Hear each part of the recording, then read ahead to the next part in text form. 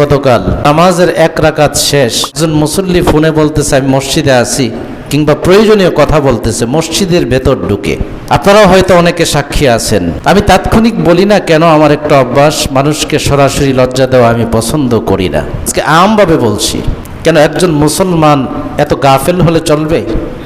আমি না হয় পরেই আসলাম মসজিদে, কিন্তু আমার যেখানে শত ভাইয়েরা নামাজের মধ্যে দাঁড়িয়ে আছে, যেহেতু ইমাম সাহেব পর্যন্ত এটা পৌঁছেছে আওয়াজ, তাহলে পেছনের যত ভাইয়েরা আছে তাদেরকে ভেদ করে এখানে এসেছে। অন্যতম কমন সেন্সও আমরা শিখি নাই, কিন্তু দাবি করি আমরা মুসলমান। এটা যে কার ঘর? এটা হচ্ছে স্বয়ং আল্লাহ রব্বুল আলামিনের খানায়ে কাবার সাথে সম্পৃক্ত একটা ঘর। সুবহানাল্লাহ বলুন। জন্য নবীজি বলেছে আল মসজিদু বাইতুল্লাহ, মসজিদ হচ্ছে আল্লাহর ঘর।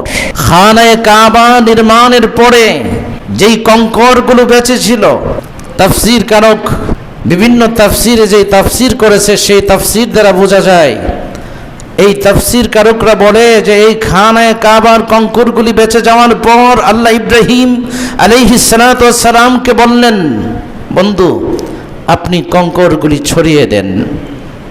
ইব্রাহিম আলাইহিস সালাতু ওয়াস সালাম বললেন, আল্লাহ আমি ছড়াইয়া দিলে এটা কি হবে? বলল, এটা পৃথিবীর যেই রন্ধ্রে রন্ধ্রে পড়বে সেখানে একটা মসজিদ নির্মাণ হবে। উচ্চ আওয়াজে বলি সুবহানাল্লাহ।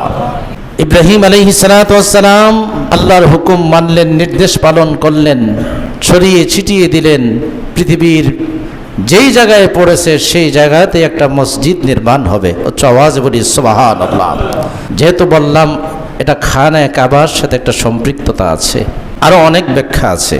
ইমানদার হচ্ছে তারা যারা এক নামাজ থেকে আরেক নামাজের জন্য অপেক্ষা করে, অর্থাৎ নামাজ পড়ে বের হয়ে গেছে, কাজ করছে, সংসারের কাজ করছে, ব্যবসা বাণিজ্যের কাজ করছে, অফিস আদালতের, কিন্তু তার খেয়াল ধ্যান চিন্তা চেতনা থাকে কখন মসজিদে আজান হবে, কখন নামাজের জন্য আহ্বান করবে, আর কখন মসজিদে গিয়ে আল্লাহর ডাকে সাড়া দিয়ে আল্লাহর কুদরতি কদমে সেজদা দেব। উচ্চ আওয়াজে বলি সুবহানাল্লাহ।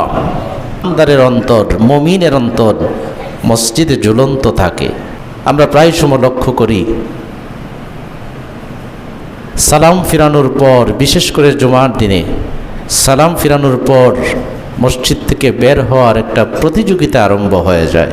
এটা ইমানদারের আলামত নয়। এমন একটা আলামত বহন করে, আমি সেই দিকে ইঙ্গিত করলে অনেকে কষ্ট পাবেন, আজকে বলছি না। কোনো কথা আছে সরাসরি বলা যায় না, এটা ভালো লক্ষণ নয়। ফরজ হচ্ছে আল্লাহর জন্য, সুন্নত হচ্ছে আমার নবীর জন্য। আল্লাহই তো নবীকে খুশি করার জন্য কোরআনের রন্ধ্রে রন্ধ্রে আতিউল্লাহ ওয়া আতিউর রাসূল আল্লাহ পাক কোরআনে বলেছেন। তাহলে শুধু ফরজ পরে চলে গেলেই হবে না, সুন্নতেরও কদর করতে হবে, মর্যাদা দিতে হবে। এর মধ্যে সুন্নতের মধ্যে কিছু সুন্নত আছে সুন্নতে মুআক্কাদা, যেটা ওয়াজিবের কাছাকাছি, অবশ্যই সেই সুন্নত আদায় করতে হবে। আদায় না করলে আল্লাহর দরবারে কঠিনভাবে জবাবদিহি করতে হবে। বিষয়গুলি আমরা খেয়াল রাখবো। মসজিদের আদবের প্রতি খেয়াল রাখবো। মসজিদে ঢোকার সাথে সাথেই বড় বড় কণ্ঠে কথা বলা, বীরত্বের সাথে হাঁটা, মসজিদের আদব ক্ষুণ্ণ হয় এমন কিছু করা, এগুলা উচিত নয়। আমি একদিন আলোচনায় বলেছিলাম যে মসজিদ এমন একটা বিষয়, খবরদার মসজিদে হাঁটতেও সাবধানতা অবলম্বন করতে হবে। আজকে কাকে দোষ দেব? আজকে তো মসজিদকে ফুটবল খেলার মাঠও বানানো হয়। আজকে আবার তাদের ফ্যান ফলোয়ারের অভাব নাই। যাই হোক, আলোচনা আমার সেই দিকে নয়। আমাকে আল্লাহ সমঝ দিয়েছেন, জ্ঞান দিয়েছেন, বিবেক দিয়েছেন। সেই বিবেকের তাড়নায়, সেই বিবেক থেকে আমাদেরকে চিন্তা করতে হবে সমাজ কোন দিকে চলছে, কে কি বলছে, সেটা আমার দেখার বিষয় নয়। দেখার বিষয় হলো কোরআন এবং সুন্নাহ। কথা বলুন ঠিক কিনা?